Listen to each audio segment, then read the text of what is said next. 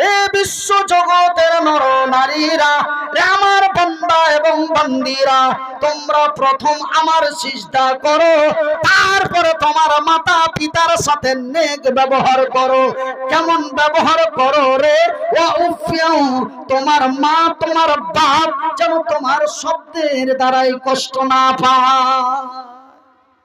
তবে প্রত্যেকটা জায়গাতে কোরআন খুলে দেখেন এবং নবীর হাদিস খুলে দেখেন, প্রথমেই ব্যবহার হয়েছে মা, প্রথম কথাটাই ব্যবহার হয়েছে মা। আর মা মানে মহিলা। এই দুনিয়াতে আল্লাহ যত মহিলা তৈরি করেছেন, যত নারী তৈরি করেছেন, আল্লাহর আকাশের নিচে জমিনের উপরে যতগুলি নারী আছে, সমস্ত নারীগুলি হচ্ছে কি কি জি মা। একটা বোঙা চাংড়া এই ডাহিন দিকে কোনাখানে বসছিল, ও খাড়িয়া কইছে, এই মৌলভী সাহেব, তুমি মাইক পেয়েছো, তার লেগে যা ইচ্ছা তাই কহে দিবে? রেগে ছোড়া লোক তো সব হারওয়াজ আর কি শুনবে, ওর দিকে তাকাইছে, কইছে হবে ই ফের কত বুঝে, তুমি যা ইচ্ছা তাই বলে দিচ্ছেন মানে? আমি যে কি বললো জি ভাই, তুমি যে কইছো দুনিয়াতে যত মায়া লোক আছে সব মায়া লোক মা, তবে হার ভানিও নাকি হার মা? আমি ওর কথাতে বুঝালিনি যে ওরা বোঙা আছে, মানে আধ খ্যাপা মোটা হুঁস। আমি তখন ওকে সুন্দর করে, ওর নাম যে কি ছিল জানি না, রহিম ছিল না করিম ছিল, আমি ওর নামটা থিয়ে দিনু পাগলা। কি থুনু? পাগলা। পাগলা মানে খ্যাপা। এরে পাগলা, তোর ভানি তোর ভাতিজার মা, তোর বহিন তোর ভাগিনার মা, তোর তোর তোর দাদি তোর বাপের মা, তোর নানি তোর মায়ের মা। এই দুনিয়াতে যত নারী আছে রে, সমস্ত নারীগুলি হলো এক অন্যের মা। মহান আল্লাহ রব্বুল আলামিন এই বিশ্বের নারীদেরকে মায়ের সম্মান দিয়েছে। এই পৃথিবীর নারীদেরকে আমার আল্লাহ মায়ের ইজ্জত দিয়েছেন। মায়ের পায়ের নিচে আমার জান্নাত। ভাইজান, বিশ্বাস যদি না করো, নবীর হাদিসটি খুলে দেখো। আল্লাহর নবী, দয়ার নবী, বিশ্বের নবীর কাছে এই যে এমন একটা যুবক, এমন একজন নওজোয়ান, বয়সটা তার মোটামুটি 19 বছরের মতো হবে, এমন একজন নওজোয়ান তরুণ যুবক আল্লাহর নবীর কাছে চলে গেলেন। আল্লাহর নবীর কাছে যে ওই নওজোয়ান তরুণ আল্লাহর নবীকে বলেন, ইয়া রাসূলুল্লাহ, ইয়া হাবিবাল্লাহ, ওগো আল্লাহর নবী, ওগো দয়ার নবী, ওগো প্যারা হাবিব রাসূল গো, এক আল্লাহর সিজদা করি, এক আল্লাহর ইবাদত করি এবং আপনার কথা গালা মাইনা চলি। নবী গো, আল্লাহ এবং আল্লাহর নবীর পরে দরওয়াজাটা কার? আল্লাহর পরে আল্লাহর নবী, তারপরের নাম্বারটা কার? আল্লাহর রাসূল, দয়ার নবী, বিশ্বর নবী। তার পবিত্র মুখ দিয়ে তিনি সুন্দর করে ওই নওজোয়ানকে বললেন, তারপরে তোর মা। তারপরের নাম্বারটা কার? নবী আবার বললেন তোর মা। তারপরের নাম্বারটা গো নবী। তারপরে আল্লাহর রাসূল বললেন তোর মা। একবার নয় রে, দুইবার নয় গো, রাসূল তিনবার মা শব্দটি ব্যবহার করলেন। তবে এই পৃথিবীতে মহান আল্লাহ রব্বুল আলামিন নারীদেরকে কত ইজ্জত দিয়েছেন। তাদের দিয়েছেন মায়ের সম্মান, তাদের দিয়েছেন মায়ের ইজ্জত। ওরা যেন আমার মা, আমি যেন ওদের সন্তান। মা গো, বোন রে, হাত দুটি জড়িয়ে বলি, মা তোমরা যেন আমার মায়ের মতো মা, তোমরা যেন আমার বোনের মতো বোন, তোমরা যেন আমার বেটির মতো বেটি। মা গো, বোন রে, আল্লাহ তোমাদের বড় ইজ্জত দিয়ে তৈরি করেছে, আল্লাহ তোমাদের বড় সম্মান দিয়ে তৈরি করেছে, আল্লাহ তোমাদের বড় মহামূল্যবান করে তৈরি করেছে। ভাই, মা গো, বোন রে, তোমরা রাস্তা পথে ঘাটে বাজারে অফিসে আদালতে যেখানে যাবে মায়ের সম্মান নিয়ে যাবে। কেন? তোমরা যে আমার মা, আমি যে তোমাদেরই সন্তান, আর তোমাদের পায়ের নিচে যেন আমারই জান্নাত। আমার জনম দুঃখী মা, আমার দয়াপতি দরদিনী মা, আমার জনম দুঃখী মা, আমার দয়াপতি দরদিনী মা। মাগো মা, আমার মা, মাগো মা, আমার মা, তোমার মতো মায়ার জিনিস, তোমার মতো দয়ার জিনিস মাগো আর পাইলাম না। মহিলারা কত মূল্যবান, নারীরা কত মূল্যবান, বেটি ছেলে কত মূল্যবান, যে রাসূলের হাদিসে উল্লেখ আছে। হাদিসটা হলো সহিহ আল বুখারী। আল্লাহর রাসূল দয়ার নবী, বিশ্বের নবী, তার পবিত্র মুখ দিয়ে বলছেন, রে বিশ্ব জগতের নর নারীরা, রে আল্লাহর বান্দা এবং বান্দীরা, রে আমার সাহাবী গণেরা, আল্লাহর আকাশের নিচে জমিনের উপরে মহান আল্লাহ তিনজন ব্যক্তির দোয়া গ্যারান্টি কবুল করে। কয়জন ব্যক্তির দোয়া গ্যারান্টি কবুল করে? কয়জন? তিনজন। নাম্বার এক, ওই লোকের দোয়া আল্লাহ ফিরিয়ে দেয় না, যেই লোকটি হলো আল্লাহর জমিনে মুসাফির। ওই লোকটির দোয়া আল্লাহ ফিরিয়ে দেয় না, সেই লোকটি হলো মাসলুম। ওই লোকটির দোয়া আল্লাহ, ওই ব্যক্তির দোয়া আল্লাহ ফিরিয়ে দেয় না, যেই ব্যক্তিটা হলো আল্লাহর জমিনে মা। মায়ের দোয়া গ্যারান্টি কবুল হয়, এটা আল্লাহর রাসূলের হাদিস। একবার জোরে বলি আলহামদুলিল্লাহ, আর একটু জোরে বলি আলহামদুলিল্লাহ। বিশ্বাস করবে না? বিশ্বাস করবে না? মায়ের দোয়া আল্লাহর কাছে গ্যারান্টি কবুল হয়, এটা বিশ্বাস হয় না? শুনালেন, আমার বয়সটা যখন 19 বছর ছিল। কয় বছর? 19 বছর। আমার বয়সটি যখন 19 বছর ছিল, একদিন রাত্রি 2টোর সময় পেশাব করার জন্য, ইস্তেঞ্জা করার জন্য উঠেছি। ইস্তেঞ্জা করে পেশাব করে ঘরে যাই, ঘরে দেখি মা রাত 2টা বেজে প্রায় 15 থেকে 20 মিনিট। ওই সময়তে দেখি মা যাই নামাজে বসা আল্লাহর দরবারে দোয়া করেছে। ভাইজি, আল্লাহর কসম করে বলছি, মা জানো আল্লাহর কাছে কিছুই চাই না। আমি কপাটের আড়াল থেকে দাঁড়িয়ে দাঁড়িয়ে শুনো, আমি কপাটের আড়াল থেকে দাঁড়িয়ে দাঁড়িয়ে শুনি মা রোজ রাত 2টার পরে নামাজ পড়ে মা আল্লাহর কাছে কি চাহে। মা আমার প্রত্যেক দিন, মায়ের মরা প্রায় 10 বছর হয়ে গেল। ভাইজি, যেই মা বড় কষ্ট করে পেটে ধারণ করেছিল, ওই মায়ের মরা আমার 10 বছর হয়ে গেল।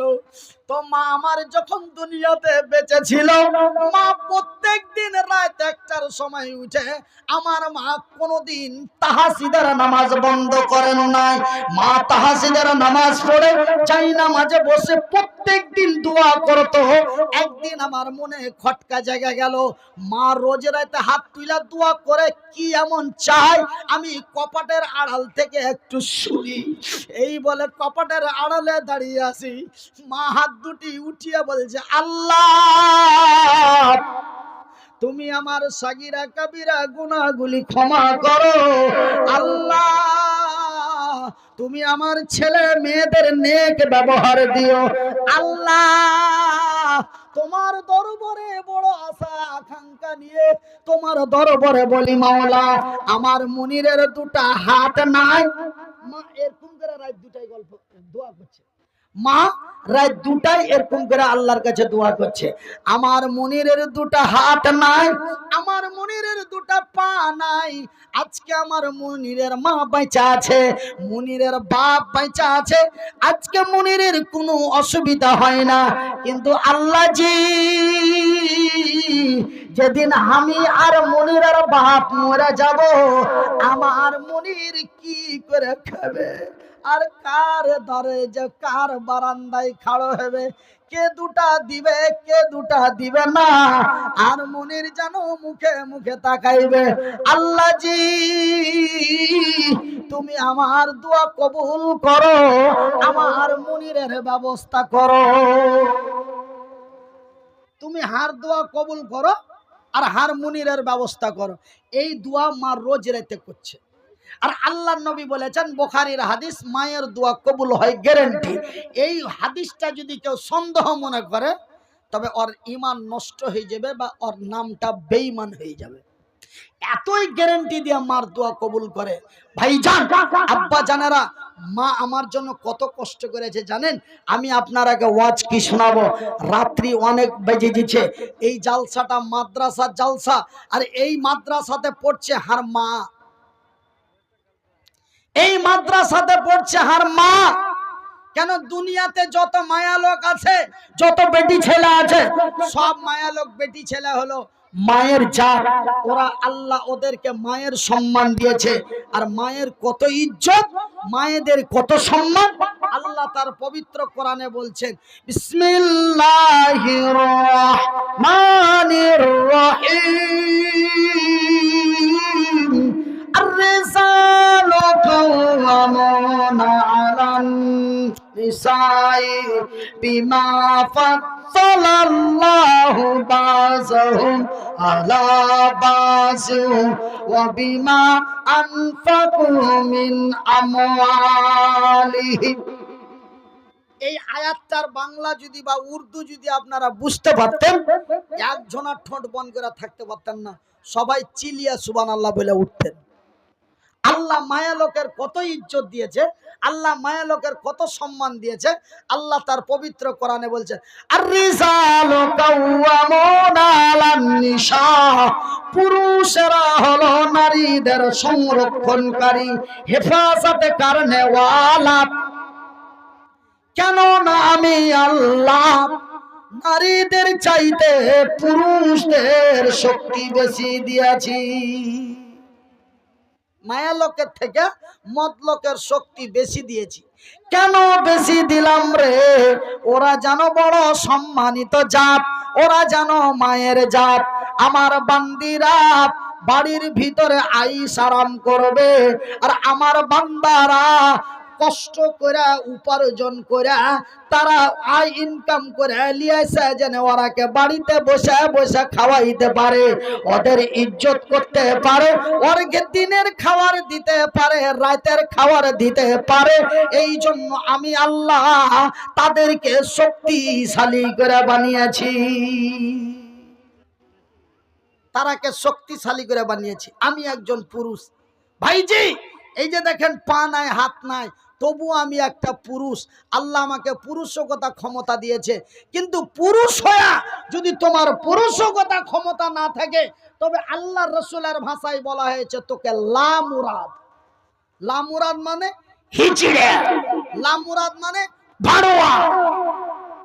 তোর বহু তোর মোটর সাইকেলে চড়তে পছন্দ করে না, ওর খালাই তো ভাইয়ের মোটর সাইকেল পছন্দ করছে, আর ওর খালাই তো ভাইয়ের মোটর সাইকেলে চড়া ওই কিষানগঞ্জ যাচ্ছে। আর তুই কিছুই কইতে পারিস না, তুই হলি ভাড়ুয়া। তোর মতন বেটা ছেলেকে আল্লাহ বিয়ে করতে নিষেধ করেছে, তোর মতন বেটা ছেলেকে আল্লাহ নবীও বিয়ে করতে নিষেধ করেছে। কেন? একজন ইজ্জতময় নারীকে নিয়ে যে তুই যদি তার ইজ্জত করতে না পারিস, তুই যদি তার পরিচালনা করতে না পারিস, তুই যদি তার সম্মান করতে না পারিস, খবরদার রে, খবরদার রে, তুই ওই মেয়েটাকে বিয়ে করিস না। কেন? আমি তাকে সম্মানিত জাতি করে তৈরি করেছি। ভাইজান, এই বিশ্বের নারীদেরকে আল্লাহ কত সম্মান দিয়েছে। আমার মতন পুরুষ হযরতে আদমকে তৈরি করেছে ফাঁকা ময়দানে, মরুভূমিতে। আর এই মায়ালোককে আল্লাহ কত ইজ্জত দিয়েছে, যে আল্লাহ মায়ালোককে তৈরি করেছে তথা হযরতে হাওয়াকে তৈরি করেছে জান্নাতের ভিতরে। একবার জোরে বলি সুবহানাল্লাহ। ভাইজান, আজকে আপনাদের কাছে আমি বলবো, এই মায়ালোকের লেখাপড়ার ব্যবস্থা আপনারা করেছেন, এই মহিলাদের লেখাপড়ার ব্যবস্থা আপনারা করেছেন। আল্লাহ আপনাদের জান্নাতবাসী করুক, আল্লাহ আপনাদের কল্যাণময় করুক, আল্লাহ আপনাদেরকে বিনা হিসাবে তার জান্নাতে দেয়। কেন আল্লাহ আপনারা এই মতো মহিলাদেরকে, এই মতো বেটি ছেলেগুলাকে, এই মতো আল্লাহর বান্দিগুলাকে আপনারা লেখাপড়ার ব্যবস্থা করে দিয়েছেন, লেখাপড়ার সুব্যবস্থা করে দিয়েছেন। ভাইজি, লেখাপড়ার কত দাম, লেখাপড়ার কত মূল্য, যে এই পবিত্র কোরআনে 6666টা আয়াত আছে, তার মধ্যে প্রথম আয়াতটা আল্লাহ তার জমিনে পাঠিয়েছে, ইকরা বিইসমি রাব্বিকাল্লাযী খালাক, খালাকাল ইনসানা মিন আলাক। তবে সর্বপ্রথম আল্লাহ পড়তে বলেছেন লেখাপড়ার কি দাম। আজকে যদি আমি লেখাপড়া না করতাম, আজ যদি হার ভিতরে শিক্ষা না থাকতো, আজ যদি আমি লেখাপড়া না করতাম, আমাকে কেউ কুত্তার সম্মান দিত না। কিন্তু লেখাপড়া করার কারণে আজকে আপনারা আমাকে 15,000 টাকা দিতে কষ্ট পান না, 17,000 টাকাও দিতে কষ্ট পান না। কোন জায়গার লোক আজ জানুয়ারি মাসের 15 তারিখে একটা জালসা আছে, ওরা বলছে হুজুর আপনাকে কত টাকা হাদিয়া লাগবে, মানে ওদের বাড়ি হলো শিলচর, আসাম শিলচর। বলছে হুজুর আপনাকে কত টাকা লাগবে, আমি বলি মোটামুটি 70 দিলেই হবো। বলে হুজুর আমরা তো একটু গরিব এলাকা, অল্প কম দিলে হইব না। বলে কত দিবেন কম বলেন তো। বলে 55,000 দিলে হইব। আমি বলছি আলহামদুলিল্লাহ। ভাইজান, যদি লেখাপড়া না থাকতো, লেখাপড়া যদি না করতুম, ভিতরে যদি বিদ্যা বুদ্ধি না থাকতো, 55,000, 60,000, 20,000 রাস্তায় শুইতে পড়ে থাকতুম। কেউ 1 টাকা চালিয়ে দিতাক, কেউ 1 টাকা চালিয়ে দিতাক, কেউ হাতে ধরিয়ে দিতাক, কেউ পাঞ্জর দিয়ে 5 কাঠটা মেরে চলে যেতাক। কিন্তু এখন এখন 50,000 টাকা দিতে আপনার গায়ে লাগে না। কিসের লেগে? বুকে আছে আল্লাহর কোরআন, জবানে আছে ইংরেজি, বাংলা, উর্দু, ফার্সি। সর্বশিক্ষা অর্জন করার কারণে আজকে জায়গাটা এখানে, জায়গাটা ওইখানে লয়। তবে লেখাপড়ার কি দাম। আর পবিত্র কোরআনের সর্বপ্রথম আয়াতটা আল্লাহ নাজিল করেছে ইকরা।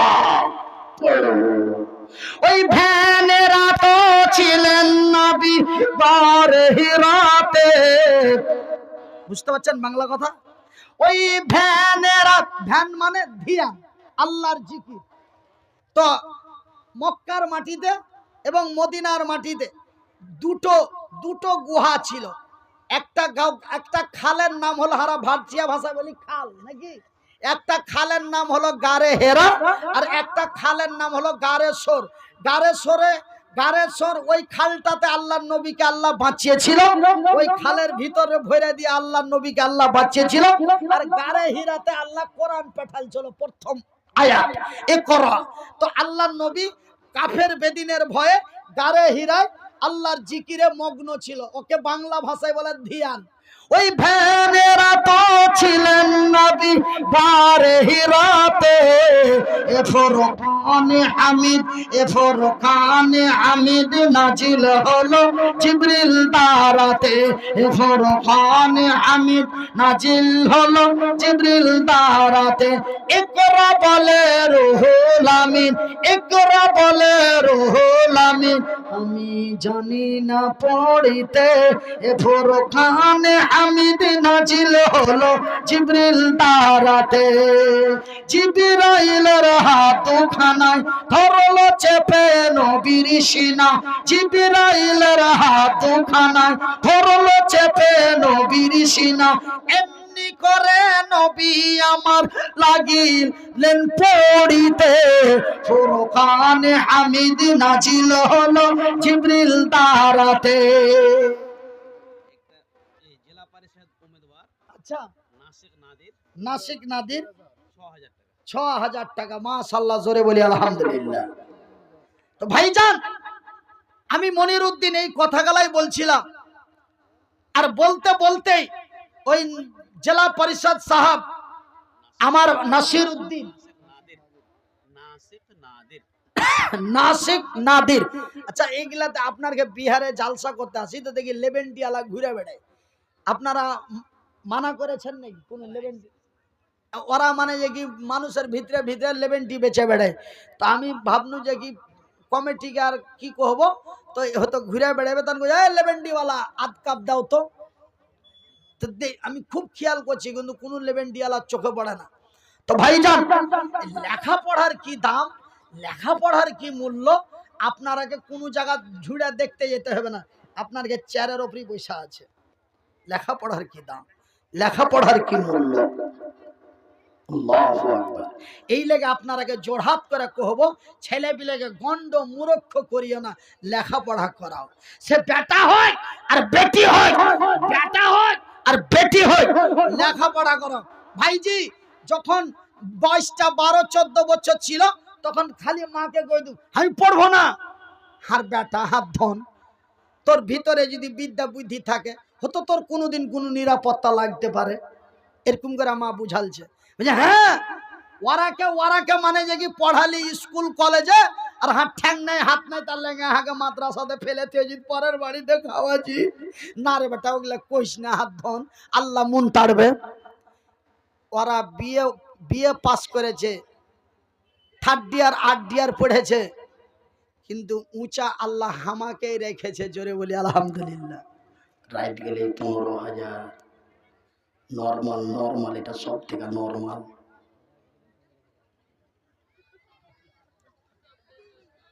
একজনা মাসে বেতন পায় 15,000 মাস, আর আমার রাইট গেলি 15,000।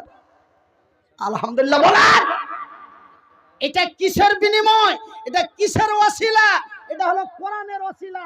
সেদিন মা আমাকে এই লেগে বুঝাছিল, আমি এই জন্য, আমার একটা শিক্ষক ছিল হ্যাঁ শামীম রেজা, কত জেলা পরিষদ, এটা ফের কেমন জেলা পরিষদ? হ্যাঁ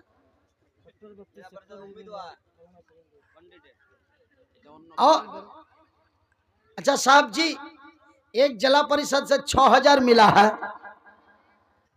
अब मौलाना है इसलिए कम है, इसमें बरकत भी ज्यादा है।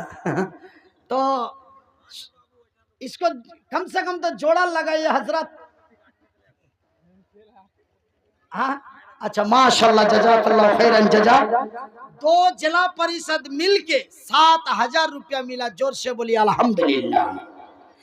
2 জন জেলা পরিষদ এসে গেল, পরিমাণে দেখো টাকা 7,000 দিল। আলেম একজন মাওলানা জেলা পরিষদ নাম পাওয়া গেল, মাত্র 1,000 টাকা দিয়া গেল।